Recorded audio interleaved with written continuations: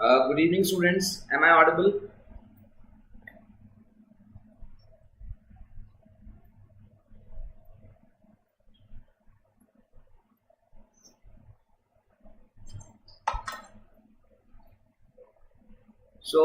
Today we are going to discuss about the incremental lines and hypocalcified structure of enamel, right? The incremental lines and the hypocalcified structures of enamel. So in the last class, uh, we discussed about the properties of enamel, right? Today we'll be discussing about the incremental lines and the hypocalcified structures. Let's first start with the incremental lines.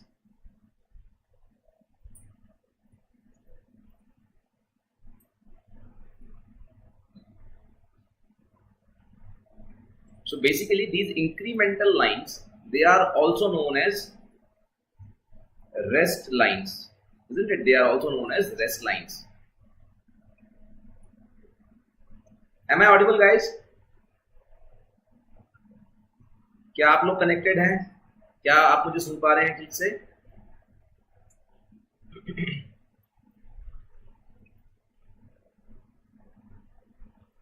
So incremental lines are rest lines, and basically they denote the period of quiescence or period of rest. So they mark the period of rest, isn't it? They mark the period of rest. So what happens is, let's say a particular amount of tissue is formed in a day, right? So a particular amount of tissue is formed in a day. After that, this cell undergoes a period of rest, and that rest phase is marked by this rest line. So rest line or rest phase. Then again the next day it starts, or after that particular period it starts depositing the tissue again, and that would again represent the secretory activity. So incremental lines do not represent the secretory activity. They represent the resting phase, and the tissue formed between these resting lines denotes a particular period, right? So there are different types of rest lines, isn't it, associated with enamel. What are those rest lines? They are, so what are those rest lines?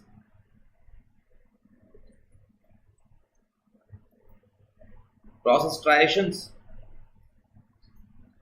striae of Radiologist, and neonatal lines.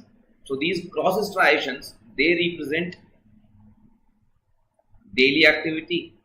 Striae of Radiologist, they represent weekly activity, and neonatal line, basically this demarcates the junction between the prenatal and postnatal tissue, right? It differentiates the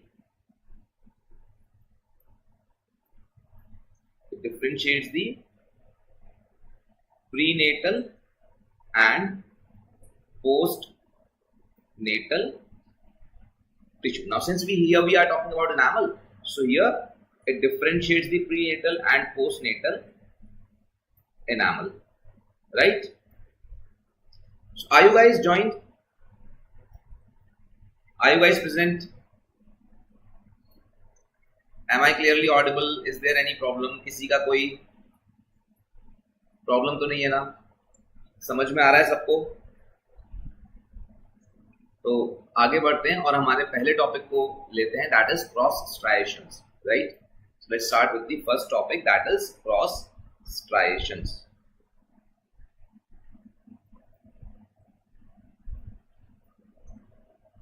So cross striations, as I just told you, it represents daily activity, circadian rhythm.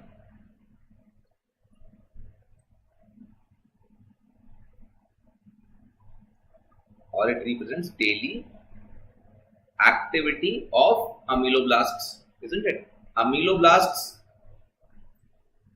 are the formative cell of enamel, isn't it? They are the formative cells of enamel. So basically the circadian rhythm or the daily activity of ameloblasts is represented by cross striations. So these cross striations, they are formed perpendicular to the enamel rods, or you can say that they form parallel to the secretory phase of ameloblasts, right? So either is true, right? They are found parallel to the secretory phase of ameloblast, or they are found perpendicular to the enamel rods, right? So either of the two is correct.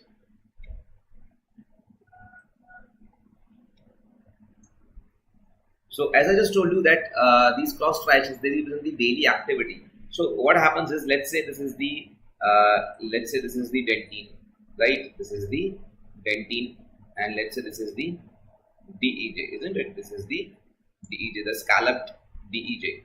So enamel is forming, isn't it?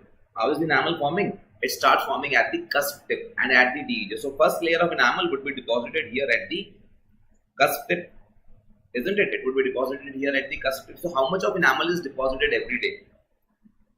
Approximately 4 microns of enamel forms daily, isn't it? Approximately 4 microns of enamel forms daily, and this we are talking about the cusp tips, right? As we move cervically, so as we move cervically, rate of enamel formation decreases, isn't it? The rate of enamel formation decreases. So if someone asks you what is the daily deposition of enamel at the cervical margin, so what is the rate of enamel deposition at the cervical margin?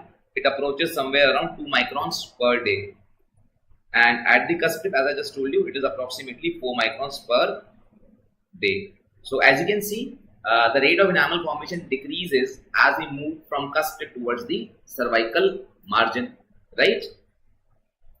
So this is the daily deposition of enamel. Now, if someone asked you the distance between the cross striations,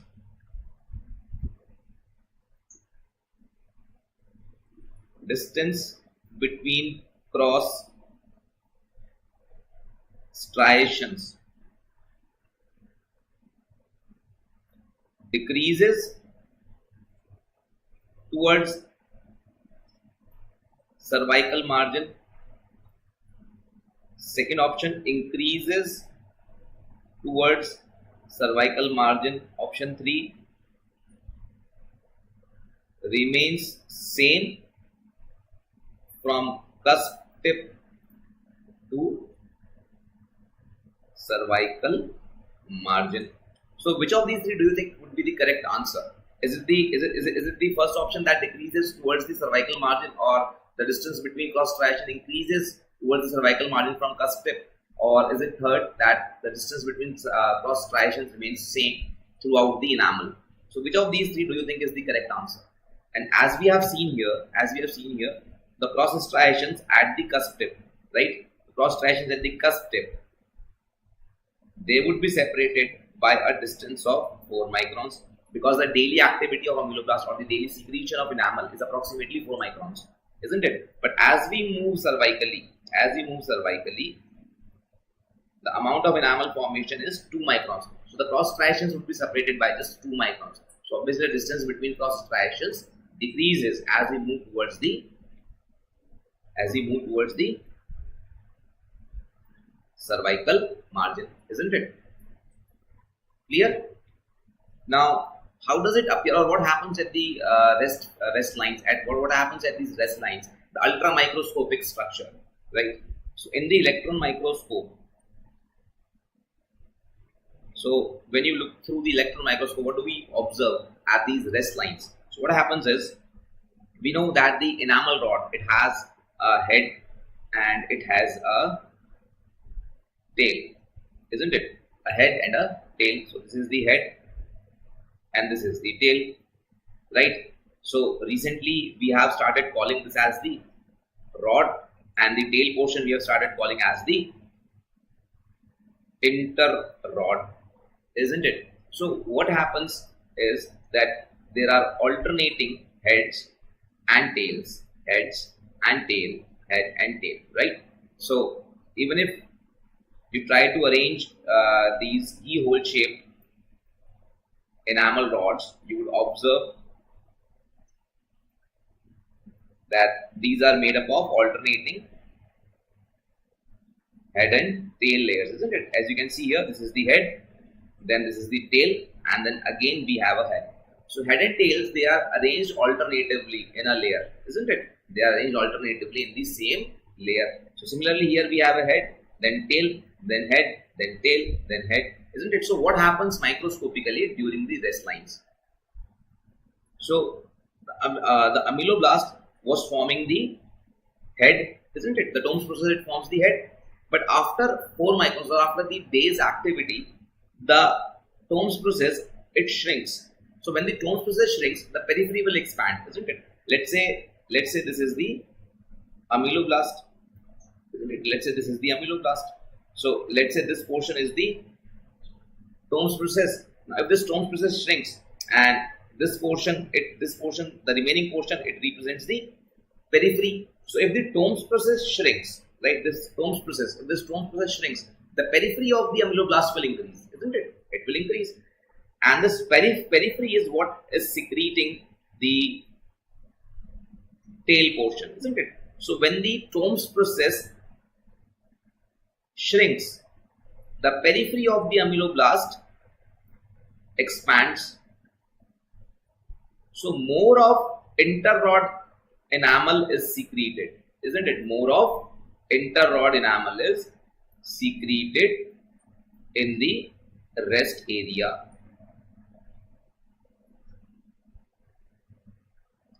So these are the rest lines, and as you can see in the rest line, this interrod area,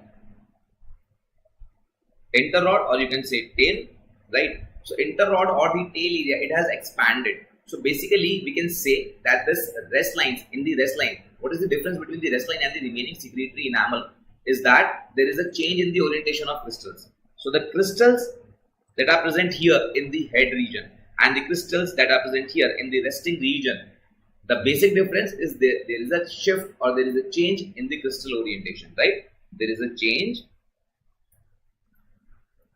in the orientation of hydroxyapatite crystal, right? There is a change in the orientation of hydroxyapatite crystal. So there is more of tail region and less of head region as compared to the rest of the enamel, right? Is it clear? Do you have any doubts? Do you want to ask anything? या आगे बढ़े? तो आगे बढ़ते हैं अगर आपके पास कोई डाउट नहीं है तो, right? So this is the ultra microscopic structure of cross striations. So what is the next topic? Next is the striae of Radius.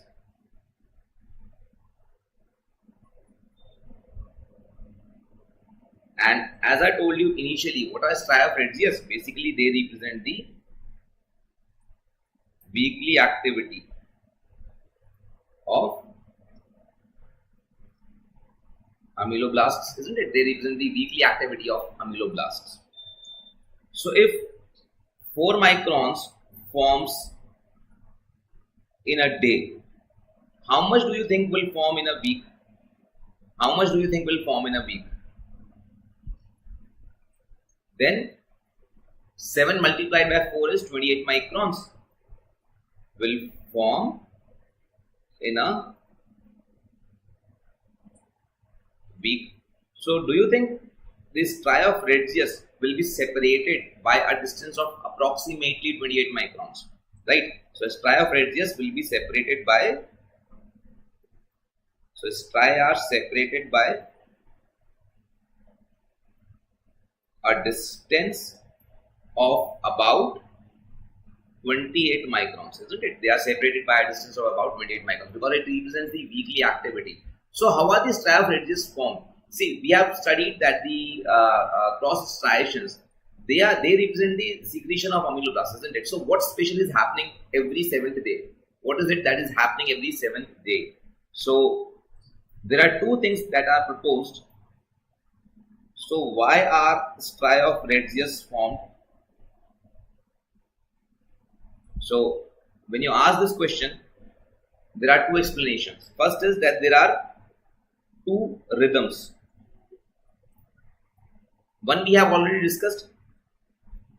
First is a 24-hour rhythm, right?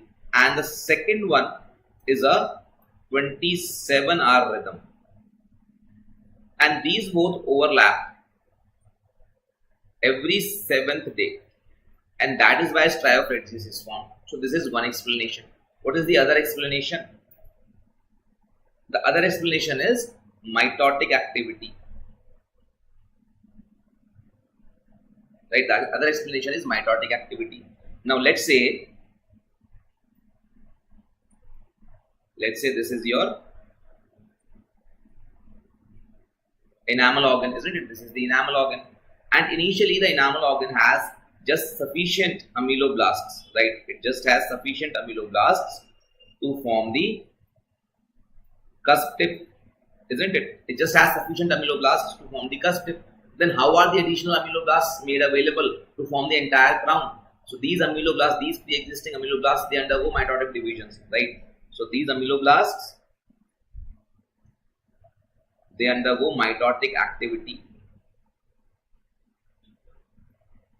And the rest, or the pause they take in their secretory activity for mitotic division, is represented by the striophragis. So basically this mitotic division, it occurs almost every 7th day, right? Almost. It occurs almost every 7th day, and this is what represents the striophragis, right? So there are two explanations. First is overlap of two rhythms, and second one is mitotic activity, which is required to form new colony of ameloblasts, which is necessary to form the entire crown. Is it clear?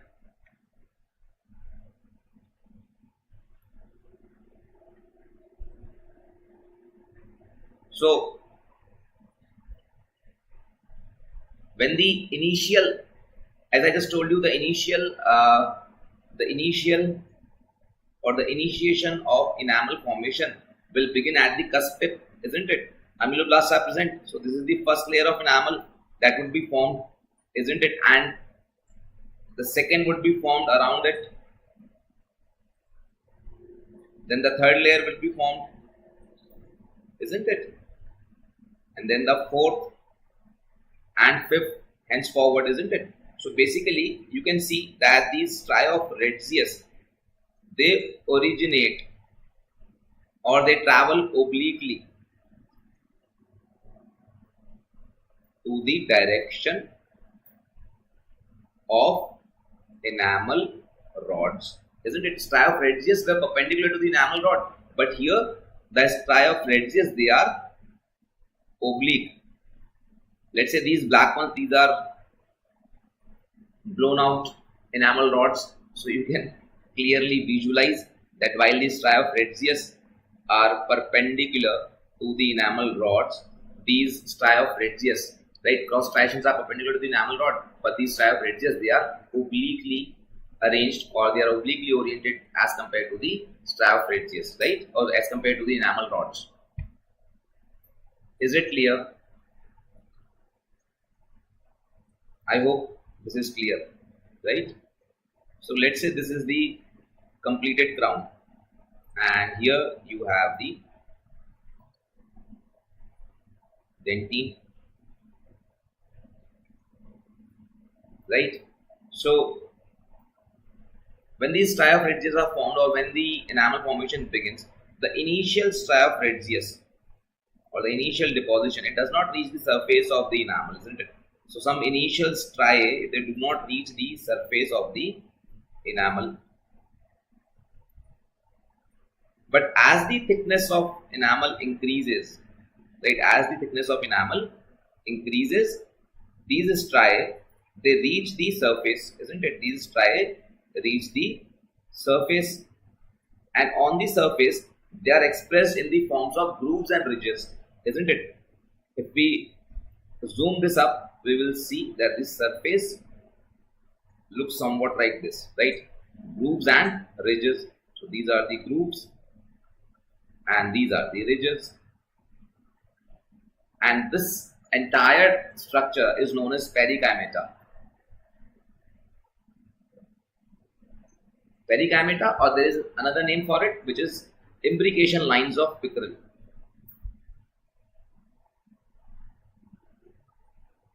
Imbrication lines of pickerel. So basically, imbrication lines of pickerel or perikymeta, it's one and the same thing. They are the surface expression of striae of Retzius, right? They are the surface expression of the striae of Retzius. So what did we notice here is that the initial striae at cusp tip, they do not reach surface. Rest striae reach surface and are known as perikymeta or imbrication lines of pickerel. Clear?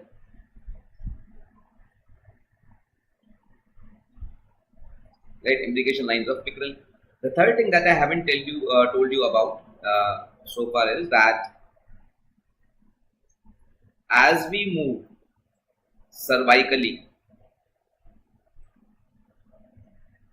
from cusp tip, the mitotic activity decreases, right? The mitotic activity, it does not decrease, it increases.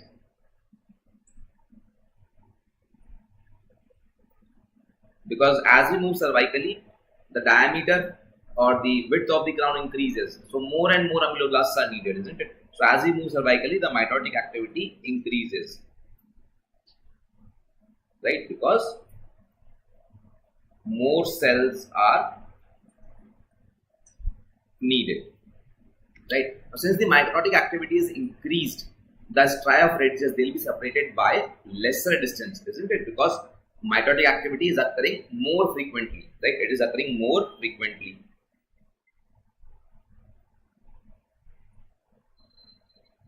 So the distance between two striae at cervical margin is less, right? It keeps on reducing, just like the cross striations, right? Just like the cross striations, here also distance will decrease between the resting lines, and just like cross striations, here also the secretory activity is reduced. So when we observe it ultra microscopically, here also the head will shrink and the tail will expand, isn't it? Now these striae of Retzius, they appear more prominent as compared to the cross striations. They appear more prominent than cross striations. They appear more prominent, and I just told you their orientation is oblique.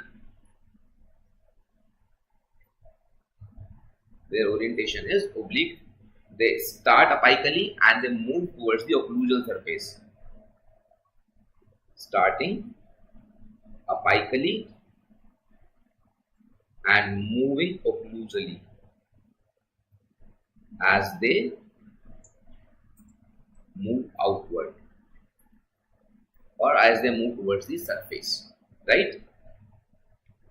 So these are some of the things about the striae of Retzius, isn't it? So if we make a tooth structure like this, let's say this is the DJ and the enamel, then these are the enamel rods,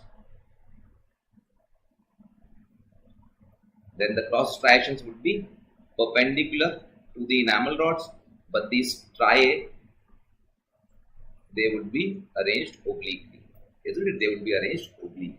Clear? So let's go to the third resting line. The third resting line, that is known as the neonatal line, right? Third one is the neonatal line. Now what is neonatal line? As I just explained it to you in the beginning, that neonatal line, it separates prenatal and postnatal enamel, isn't it? It separates prenatal and postnatal enamel. Now, since a tooth needs to begin before birth to have this neonatal line, these neonatal lines, they are seen in all primary teeth and permanent first molars, right? So these are 24 teeth where these neonatal lines are seen, right? This neonatal line is seen in just 24 teeth. And which are these 24 teeth? All the primary and the permanent first molar, right? And its thickness is approximately 20 to 40 micron thickness of neonatal line. Now this does not represent the distance of separation, it represents the thickness of the line itself. The neonatal line itself is approximately 20 to 40 microns thick, and it represents the period of metabolic quiescence.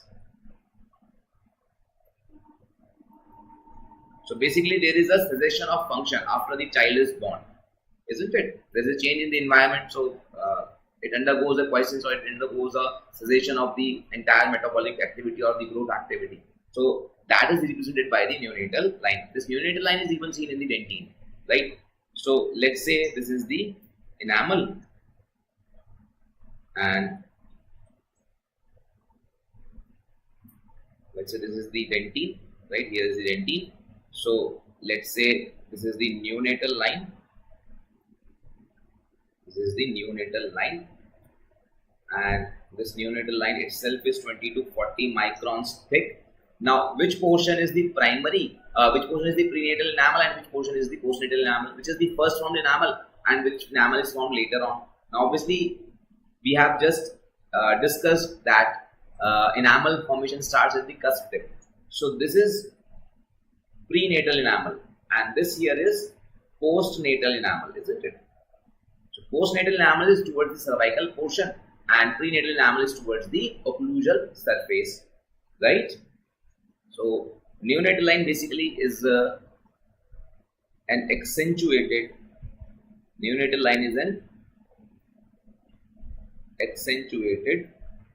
striae of Radiologist. As you can see, the neonatal line is also oriented obliquely, just like the striae of Radiologist, right? So this is the accentuated striae of Radiologist. Is it clear? So it is seen only in one primary tooth, or it is seen only in one permanent tooth, and that is the permanent first molar. And apart from the permanent teeth, it is seen in all the primary teeth, right? So next, let's go to the hypocalcified structures of enamel.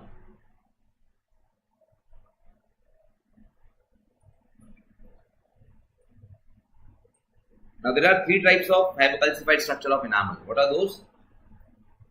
First is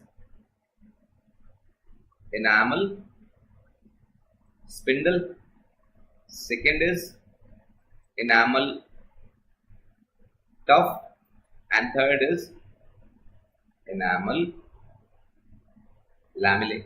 So these are the hypocalcified microscopic structures found in enamel. So let's begin with the enamel spindle. What is enamel spindle?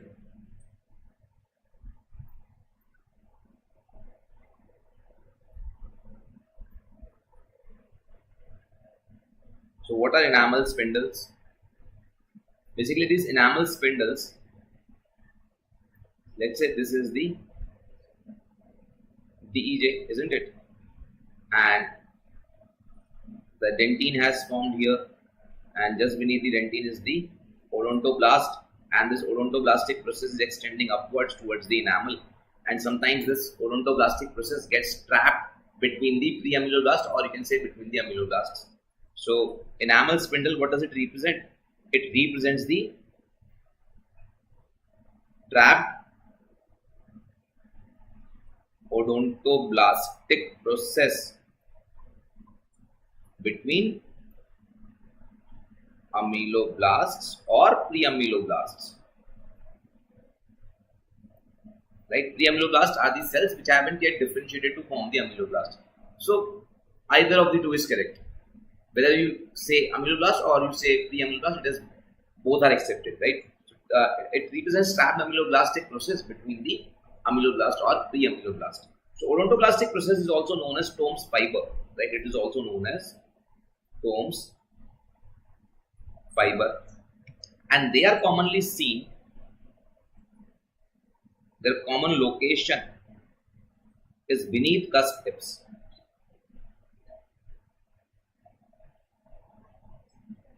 Now this is the first place where enamel or dentine forms. So whatever defects are seen, they would be more concentrated beneath the cusp tips. तो क्योंकि initially form कर रहे हैं, जो भी defects दिखेंगे वो हमें ज्यादा यहीं पर दिखेंगे. तो चाहे वो टफ्ट्स हो, चाहे वो एनामल स्पिंडल्स हो, वो हमें ज्यादा कस्प टिप के नीचे ही देखने को मिलेंगे, right? And these enamel spindles, they are comma shaped, right? They are comma shaped. तो हम comma कैसे बनाते हैं? Like this, right? It has a expanded end and a narrow stalk, right? So basically they appear like a comma shaped, and they are common beneath the cusp tips. These are the only mesenchymal structure that is found in enamel. Only mesenchymal structure. Only mesenchymal structure in enamel, right? Rest all is ectodermal, isn't it? Rest all is ectodermal, but this is mesenchymal, or you can say ectomesenchymal. So it basically represents the Tomes fiber or the odontoblastic process. तो कोई function नहीं है इसका. There is no function as such. The second hypocalcified structure is enamel tuft. Now what is enamel tuft? As the word tuft explains, as the word tuft represents, they appear like the tuft of grass, right? They appear like the tuft of grass, and again they are seen at DJ. They are seen at dentino-enamel junction, just like the enamel spindle. So let's say this is the dentino-enamel junction. From here you would see tuft-like structures extending from DJ towards the surface of enamel, and they travel a distance of approximately 1/3 the thickness of enamel, and the distance between two tufts is approximately 100 microns. So the distance between two tufts is approximately 100 microns, and they extend into the enamel for a distance of approximately 1/3 the thickness of enamel. Clear? Now, what do these enamel tufts represent? Basically, they again represent the initial formation of enamel. Since the enamel has just started to form, the amyloblasts, they will move haphazardly. So that haphazard movement of amyloblasts is represented by these enamel tufts, right? Basically, they represent the initial movement of amyloblasts. They represent the initial haphazard movement of amyloblasts. Also, they are the site of the concentration of a particular enamel protein, right? A particular enamel protein is concentrated here.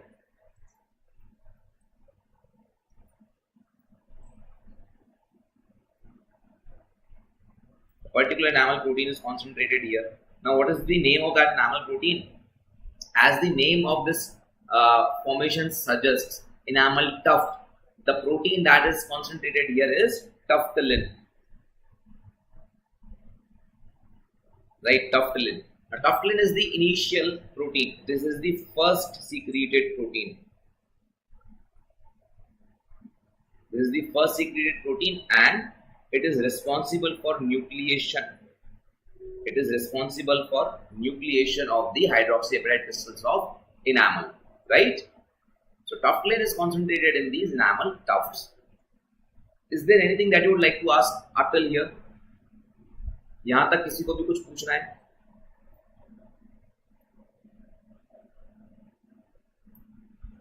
अगर नहीं तो हम आगे बढ़ते हैं to our next structure, right? So the last hypocalcified structure is enamel lamellae. Now what are enamel lamellae? As the name lamellae suggests, they are leaf-like. They are leaf-like defects, hypocalcified defects, leaf-like hypocalcified defects. So let's say this is the tooth, maxillary incisor, for example, let's say, right?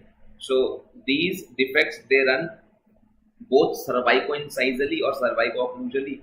They will run cervico-incisally, and when you take a section of this tooth, you will also see them running from DEJ towards surface. So they are also seen from DEJ to surface, and they are seen from DEJ to surface. So they extend both cervico-incisally and surface to DEJ or DEJ to surface. Whichever is correct, we'll discuss it later on, right? So basically, they are leaf-like structure. So unlike tufts, which appear like extension of a grass, which like grass-like extension, these are leaf-like structure, isn't it? So these lamellae, they are developmental in origin, just like enamel tufts. They are also developmental. Now anything that is developmental follows the direction of development. Now what is the direction of development of enamel? It is from DEJ towards surface, isn't it? It is from DEJ towards surface. So even the lamellae, they form. So the lamellae will form from DEJ to surface. They form from DEJ to surface. But often we come across the question which asks us, where do you see the lamellae running from? Right? It is not asking the direction of the formation of of these lamellae. It is asking about our observation. How do we observe these lamellae? Right? So how do you see the enamel lamellae forming, or how do you see the enamel lamellae oriented? So that is how the question language is formatted sometimes. So in that case, the lamellae are seen, right? So if it asks you how do you see the lamellae, the lamellae are seen running from surface to DEJ. So that is how we observe it. We observe it from outside, isn't it? We don't observe it from DEJ. We observe it from the surface. So we observe them running from surface towards DEJ. But in reality, it forms from DEJ towards the surface. And since it is developmental, do you think it will follow the general direction of the enamel rods?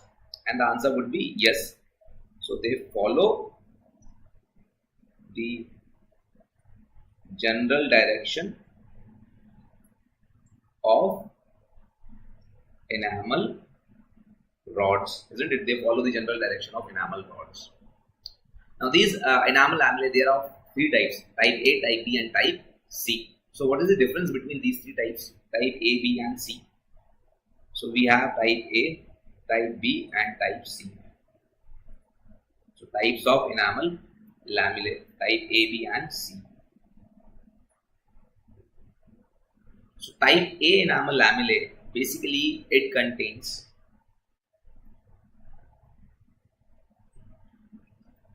unmineralized or demineralized rods. Type B contains degenerated formative cells. Right? It contains degenerated formative cells. Now these degenerated formative cells, which cells do you think they would be? Now since this is a defect in enamel, obviously they have to be ameloblasts. Now is it strictly ameloblasts, or do you think it could be something else? Now we will come to it later on, right? For now, just remember that it contains degenerated formative cells. And type C, basically it represents a crack. And since it is a crack, its content would be debris, right? its content would be debris. And what type of debris? Organic debris, right? It is organic debris, right? And it basically represents a crack. And since the crack are not developmental, right? The cracks are not developmental. Type C is not a true lamellae. It is a false lamellae. So you can say it is a false lamellae, right? It is a false lamellae. Type A and B are the true lamellae. So how is the type A lamellae formed? Let's say the enamel rods were forming, isn't it? Let's say this is the ameloblast, right? These are the ameloblasts, and the enamel rods or the enamel is forming. So first of all, what will happen is the secretion, that is hypomineralized enamel rods are secreted, and once these hypomineralized enamel rods are secreted, they will mature and they will grow in size, isn't it? So that happens in the maturation stage. Now, for some reason, let's say this enamel rod matured, but the adjacent enamel rod, it could not mature, right? This enamel rod could not mature. Now, since it could not mature, it remains hypomineralized or unmineralized, isn't it? So that is what forms the type A enamel lamellae. That is one reason. Another could be that after eruption, the tooth was etched, or the tooth underwent demineralization. Maybe there was some acid attack, or maybe there was some exposure to acid due to some region, and that is why there was demineralization of the rods. So that's why I wrote unmineralized and demineralized. Unmineralized means there is a defect at the or there is a defect before the eruption, and demineralized means this defect happened after eruption. So unmineralized or demineralized rods, right? What happens in the degenerated formative cells? Let's say this is the DEJ. So here the ameloblast was perfect. Here the ameloblast that formed was defective, isn't it? This was the defective ameloblast, and again we had a proper ameloblast. So what will happen? It will lead to enamel rod formation adjacent to this defective ameloblast, and the defective ameloblast would remain here at the DEJ, right? So this degenerated ameloblast would be seen in type B lamellae. Now, what type of degenerated cell is seen here, and to what extent this defect is present, that depends on the timing of this degeneration of the developmental cell. See, we know that initially, let's say this is the DEJ, right? Let's say this is the DEJ. This is the dental papillary cell, and here we have the inner enamel epithelial cell. So this is the inner enamel epithelial cell, and this is the papillary cell, right? So what happens is that initially this inner enamel epithelial cell, it will differentiate it into pre-ameloblast, which will stimulate this papillary cell to differentiate it to odontoblast, and this odontoblast will deposit dentine, which will again stimulate this pre-ameloblast to form ameloblast or to convert into ameloblast, and then it will deposit enamel.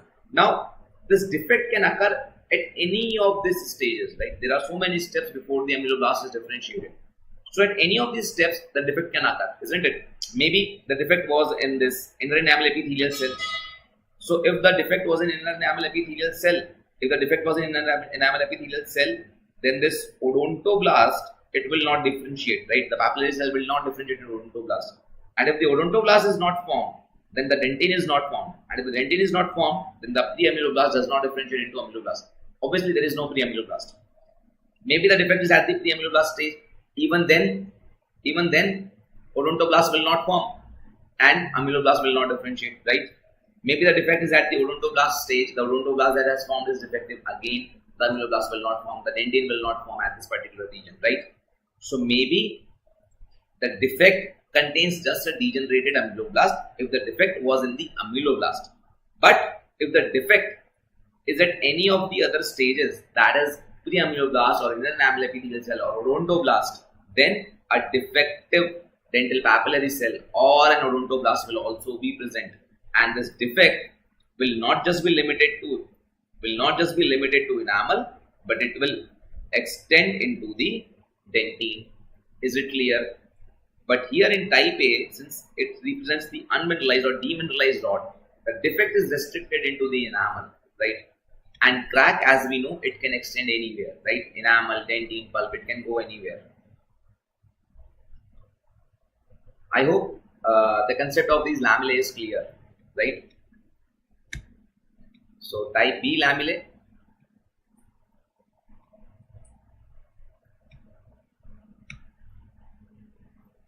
A, B and C. So as I just told you, type A is restricted to enamel. Type B may extend into dentine. Similarly, type C also may extend into dentine, right? So this is the extent. Now we have discussed about the contents, we have discussed about the extent, we have discussed about the timing of formation. One of these forms before eruption, one of these forms after eruption, and one of these is formed either before or after eruption, right? So type C, that is crack, forms after eruption. Type B, which contains regenerated cells, forms before eruption, and type A, it may form before or after eruption. So this is the difference between the lamellae. Now obviously, which of these is most commonly seen? Which of these is the most commonly seen? And the crack, though it is a false lamellae, is most common, right? This is the most common, and type B is the least common, right? Type B is the least common, type C is the most common, right? So this was about the hypocalcified defects of enamel and the incremental lines. Do you have any doubts? आज हमारी class में कौन सा बच्चा है मुझे ये भी नहीं पता है फिलहाल, किसी ने भी कोई मैसेज नहीं किया अभी तक, कोई है भी या नहीं? So at the end, just like the previous class, I've got some MCQs just to reinforce the concepts that we have discussed today, to revise the concepts that we have discussed today. So let's go to those MCQs, right? So the first question is, cross striations in enamel are typically separated by a distance of, ये no किस चीज का जवाब है? अच्छा, no doubt, ठीक है. Okay, let's go to the MCQs then, right? Cross striations in enamel are typically separated by a distance of, options are 1 micron, 4 microns, 10 microns and 25 microns. ये हमने cross striations पढ़ते वक्त डिस्कस किया है, right? We have discussed it in the cross striation section that usually they are separated by a distance of 4 microns, but as we move cervically, they are separated by a distance of 2 microns. So when the question is non-specific or it asks about a general or a typically separated, as is this language, we will always go with 4 microns. We will always go with 4 microns. Unless the question specifically asks about the cervical margin, we will answer it as 4 microns, right? Very good. So let's go to the next question. How many cross striations usually lie between two successive striae of radius in a modern human enamel? So it does not matter whether the modern human enamel is written or not, right? Just enamel is sufficient.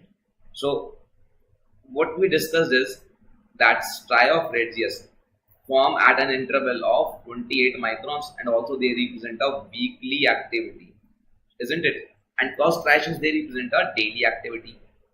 Now how many days are there in a week? 7 days, isn't it? So obviously approximately 7 cross striations are present within a striae of radius, and since there is a variation in the formation speed, isn't it? Sometimes they are formed slowly, sometimes they are formed rapidly. Towards the cervical margin, they are formed formed slowly, so they are separated by only 2 microns, isn't it? Towards the cusp tip, they are formed rapidly. Enamel is formed rapidly, so they are separated by 4 microns. So obviously, it will not just be limited to 7 microns, but it might have more than, the striae of radius might have more than 7 striations. So which of these do you think is approximate to that number? And as you just said, very good, it is 7 to 9 numbers, right? 7 to 9 cross striations can be found within a striae of radius. So let's go to the next question. The neonatal line is distinguished from striae of Regius. So striae of Regius and neonatal line, right? Distinguished because options are runs perpendicular to the prism. So neonatal line runs perpendicular to the prism. Do you think this is a correct statement? It is restricted to the permanent teeth. Again, do you think this is a correct statement? It forms only once and is 20 to 40 microns thick. Option D, it marks a change from weekly to daily enamel rhythm. Again, option D is incorrect. Option A is incorrect. And option B, that is it is restricted to permanent tooth, is incorrect, because we have seen that neonatal line, it is seen in all primary and permanent first molars, isn't it? So which is the correct answer here? The correct answer is it forms only once and is 20 to 40 microns thick. We have discussed this in the session just now, isn't it? It is 20 to 40 microns thick, and it separates the prenatal from postnatal enamel, isn't it? So let's go to the next question.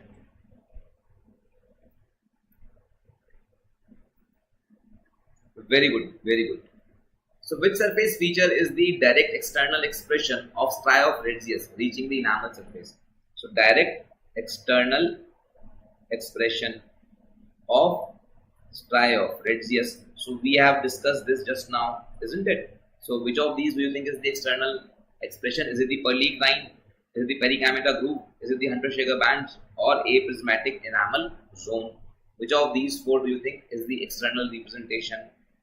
So we have discussed it in the class, and the correct answer is, which is the correct answer? It is the perigameta grooves, isn't it? I have told you that it represents grooves and ridges, right? Grooves and ridges. So both are known as perigameta, but perigameta groove is also correct because the ridge represents the formed enamel and the groove represents the rest line, isn't it? So striae of Regius directly forms the rest line, directly forms the grooves, right? So question 4, B, that is perigameta grooves. Now what are Hunter-Shaker bands? Hunter-Shaker bands is an optical phenomenon, isn't it? It is an optical phenomenon which is caused by the variation in the orientation of enamel rods. So that we'll discuss in one of the future classes, right? For now, you can just remember that it is an optical phenomenon which is caused because of the variation in orientation of enamel rods. Now, next question: what is cross striations are best interpreted as evidence for which biological timer? So, what do the cross striations represent? That is the simplified language, right? Options are ultradian, that is minute-wise deposition of enamel. Option B, circadian, that is 24-hour. Option C, circumseptan, that is 7-day activity, and option D is annual activity. So what does the cross striation represent? We have discussed it initially that the cross striations, what do they represent? They represent the daily activity, or do they represent the weekly activity? So which of these two do you think they represent? They represent the daily activity, isn't it? They represent the circadian rhythm, isn't it? Is there any doubt? If you have any doubt, feel free to ask, right? So let's go to the next question. A weekly increment of enamel is produced when a 24-hour rhythm interacts with second putative biological rhythm of approximately. So do you remember that we just discussed that there are two explanations for striae of Regius, right? One was mitotic activity and the other one was overlap of two rhythms, isn't it? One was of 24 hours and the other one was of approximately 27 hours, right? So option C is the correct answer. Is it clear? So let's go to the next question. Which statement about enamel striae over cusp tips is true?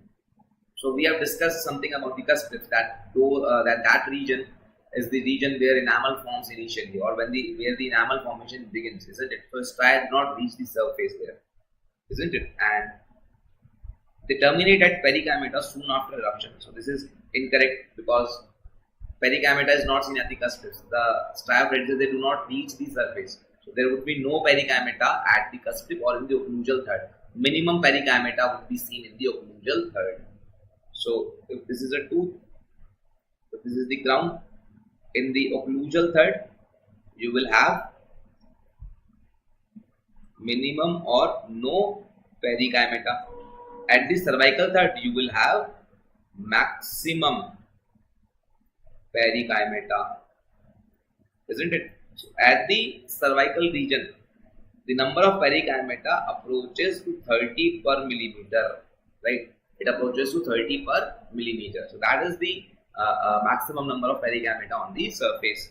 Option B says first 25 to 30 striae remain subsurface until wear removes overlying enamel. So this is the correct answer, right? This is the correct option.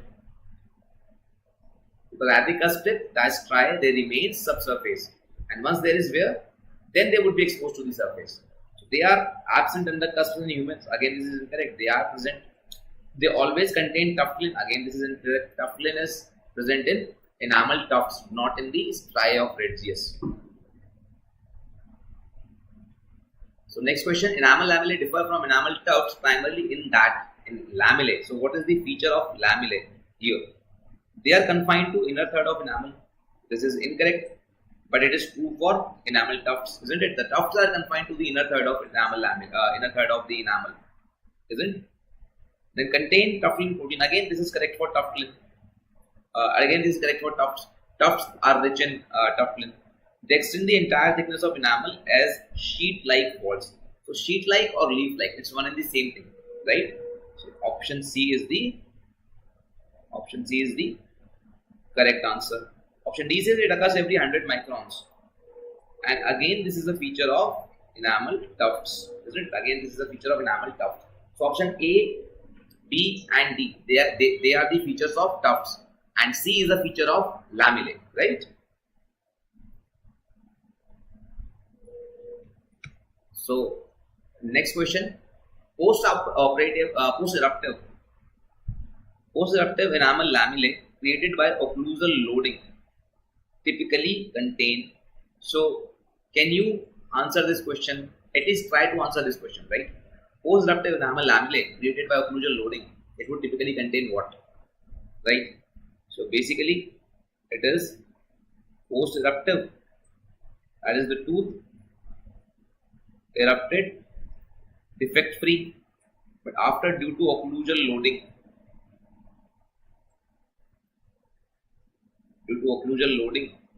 this lamellae was created. So this lamellae was created post eruption due to occlusal loading. So which of these would be present here? Option A says enamel protein, option B says salivary products and oral debris, option C says fluorapatite crystals, and option D says tuftlin rich matrix. Tuftlin rich matrix would be present in tuftlin. So obviously you can easily rule out option D. Fluorapatite crystals, they represent the fluoride substituted hydroxyapatite. So this can again be ruled out. Option A, only enamel proteins. Again, this can be ruled out because we have already discussed that none of the lamellae, they contain enamel proteins, isn't it? So which would be the correct answer here?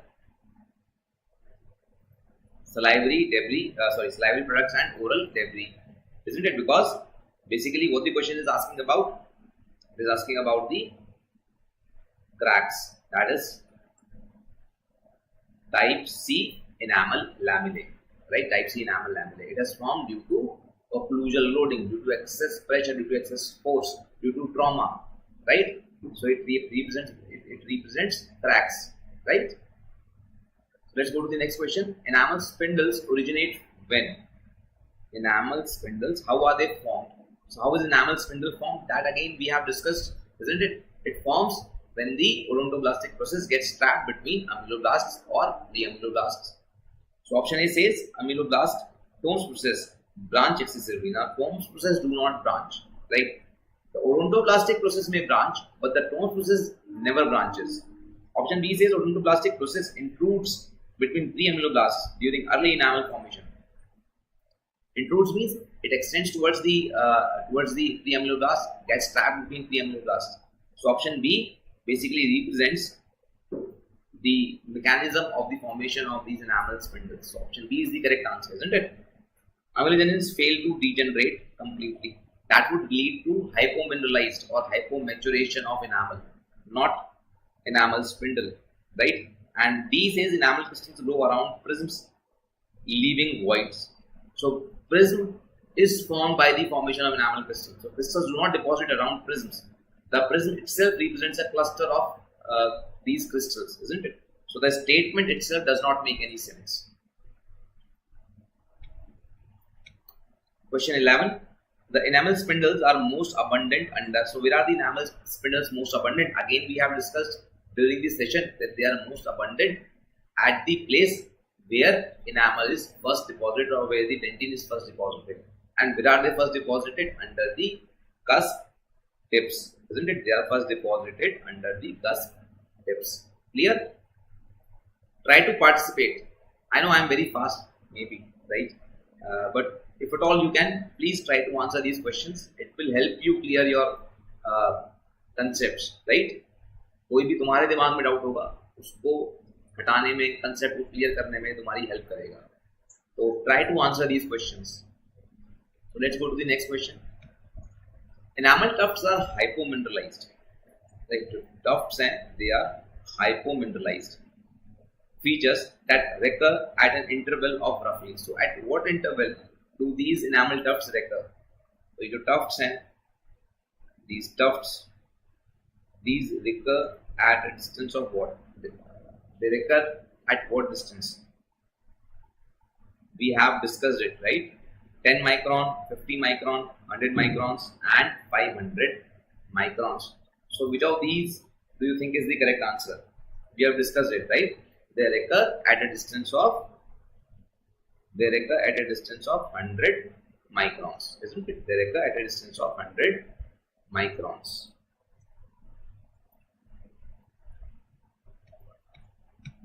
Which protein is characteristically concentrated in enamel tufts?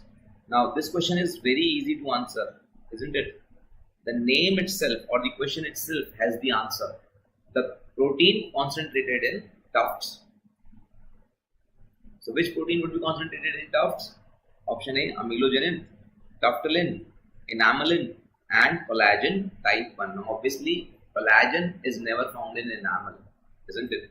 Collagen is never found in enamel, so we can easily rule it out. And the name itself represents the answer, enamel tufts. So the answer would be tuftilin, right? The answer would be tuftilin. We have seen this is the first formed protein and it also acts as a nucleator, right? So let's go to the next question. Which single feature is common to both enamel tufts and enamel lamellae? So which of these features is common to both tufts and lamellae? Options are presence of dentinal collagen. Now, dentinal collagen will not be found in tufts or lamellae. Option C, completely traverse enamel thickness. Lamellae traverse the complete enamel thickness, but tufts remain within the initial third of enamel, right? So option D is incorrect. Option C is relative hypomineralization and higher organic content. Now we have studied both of these under which heading? Hypomineralized tissue or hypomineralized structure of enamel, isn't it? So both of these are hypomineralized and hence this is the correct answer, isn't it? Option C is the correct answer. Option D says origin as odontoblast intrusions. So odontoblastic intrusion forms enamel spindles, not tufts or lamellae. So again option D is incorrect because option D basically represents what? It represents spindles, right? Last question. Select the correct comparative statement. Option A is lamellae are more numerous than tufts. So lamellae are more numerous. Option B says tufts are longer and narrower than lamellae. So this you can easily rule out. Lamellae are narrower, longer and less common than tufts. So lamellae are narrower, they are longer. They are sheet-like, they are leaf-like. whereas tufts, they are like the tufts of grass, isn't it? So basically the lamellae, it represents a sheet or a leaf like appearance, isn't it? Spindles are sheet like. ये तो शुरू से ही गलत हो गया, right? So which is the correct answer? Lamellae is one or two or maybe three or four, but tufts, they are regularly present at the DJ at an interval of 100 microns. So obviously which will be more numerous? The tufts are more numerous, isn't it? And which represents a sheet-like structure or a leaf-like structure? It is the enamel lamellae.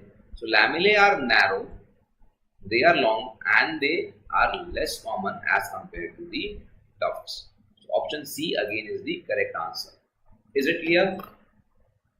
So these were some of the MCQs. क्या किसी को कोई doubt है, कुछ पूछना है, आप पूछ सकते हो. You can ask me if you have any doubt.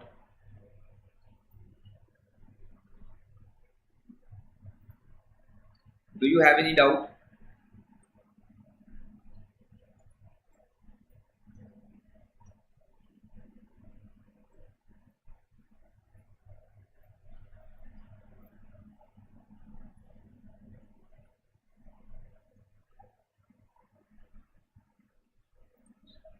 क्या किसी को कोई डाउट है, या हम आज की क्लास ओवर करें?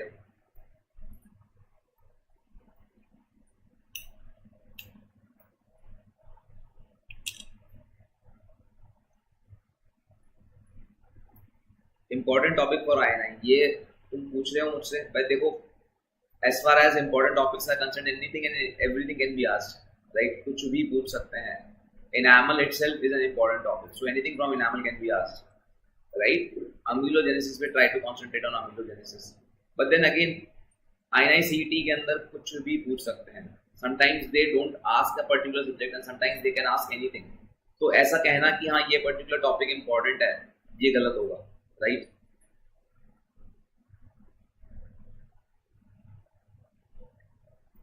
स्पिंडल और टफ्ट के बीच में difference, this is the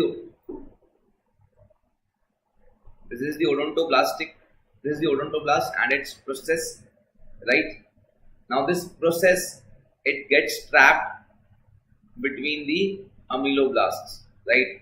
It extends beyond DEJ. Sometimes it would extend beyond DEJ and it gets trapped between the ameloblast or the pre-ameloblast. So now this trapped odontoblastic process is known as spindle, right? Whereas enamel tuft, let's say this is the ameloblast, these are the ameloblasts, right? These are the ameloblasts. When they start to secrete enamel, when they start to deposit enamel, initially they will show a haphazard movement. So instead of moving straight, they might move haphazardly, right? They might move haphazardly. So इस तरीके से haphazard movement हो सकता है. Instead of a straight movement, they might move haphazardly. Because of this haphazard movement, the protein deposition or the initial mineral deposition, it will also follow a haphazard direction, right? So this initial, first of all, protein will be deposited. Now I have told you which protein is deposited initially. It is tuftalin.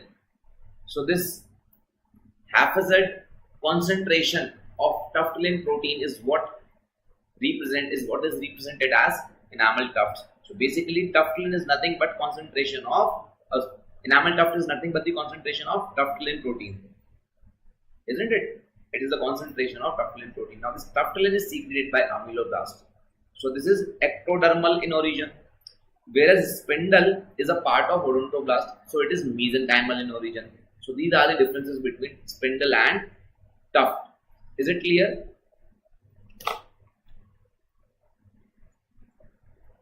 क्या ये समझ में आया?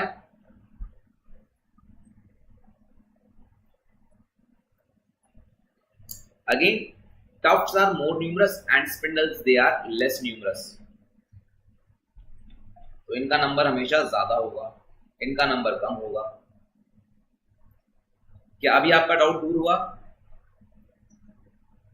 Is there any other doubt?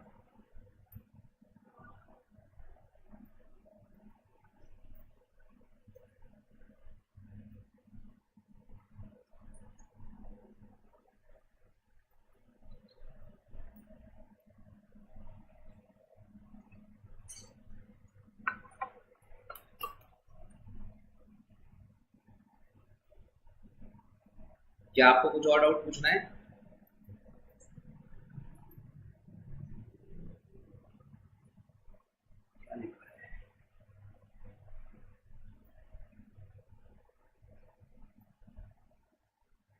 Yes, ये topic आप note से पढ़ सकते हो क्योंकि किसी भी बुक से ज्यादा इंफॉर्मेशन इन नोट्स में है।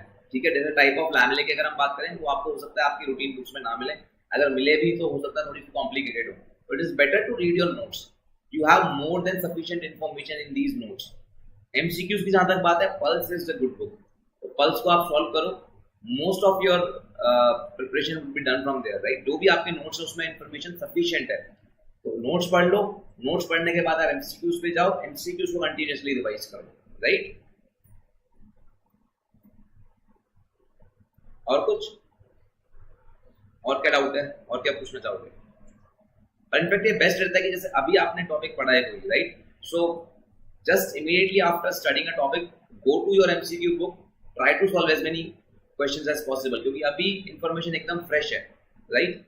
तो अभी अगर आपने एमसीक्यू सॉल्व किए तो वो कंसेप्ट बिल्कुल परमानेंट हो जाएंगे। यही रीजन है कि हमने भी ये 10-15 क्वेश्चंस डिस्कस किए, ताकि जो भी हमने कंसेप्ट्स आज डिस्कस किए वो सब आपको रीइंफोर्स हो जाए, थोड़े वो परमानेंट हो जाए दिमाग में, है ना। तो आप भी और थोड़े से एमसीक्यूज और सॉल्व करोगे तो ये कंसेप्ट और स्ट्रांग हो जाएंगे। और क्या पूछना है जेंटलमैन?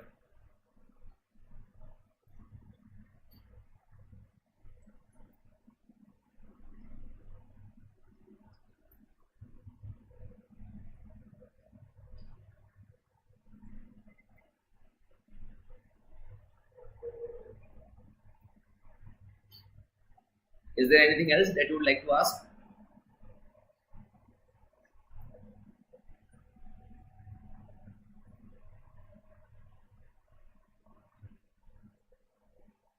चलो, all the best, try to solve as many MCQs as possible, ठीक है ना। नोट्स आपने बनाए ही हैं अभी, उन नोट्स को रिवाइज करो और जितने हो सके एमसीक्यूज सॉल्व करो, ठीक है। Practice is the key to success. कभी भी ये मत सोचना कि मैं इंटेलिजेंट हूँ, मुझे सब कुछ आता है, नहीं। जितना ज्यादा हम पढ़ेंगे, जितनी ज्यादा हम प्रैक्टिस करेंगे, उतना ही हमारे सक्सेस के चांसेस ज्यादा हैं। तो try to solve as many MCQs as possible, ठीक है।